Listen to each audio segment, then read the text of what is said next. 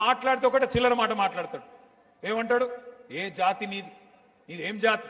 నేను చెప్తున్నా రేవంత్ రెడ్డి, ఏ జాతి కూడా నీకు చెప్పాల్సిన టైం వచ్చింది. ఉద్యమ టైంలో ఉద్యమకారుల మీదికి తుపాకీ ఎక్కుబెట్టిన పోరంబోకు జాతి అయితే మాది కాదు. ఉద్యమకారుల మీదికి తుపాకీ తీసుకొని వచ్చిన పోరంబోకు జాతి అయితే మాది కాదు. వలస పాలకుల సంక నాకుతూ సమైక్యవాదుల సంచులు మోసిన దగుల్బాజీ జాతి అయితే మాది కాదు.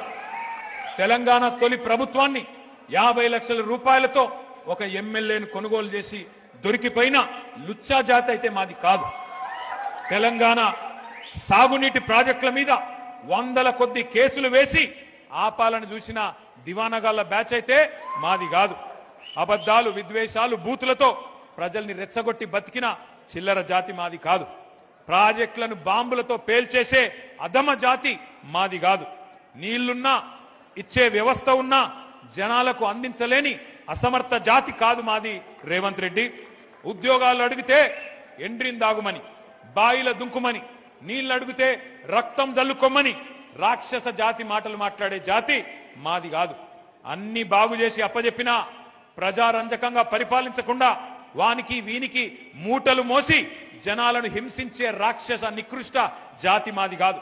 తెలంగాణలో ఉన్నాయి రెండు జాతులు.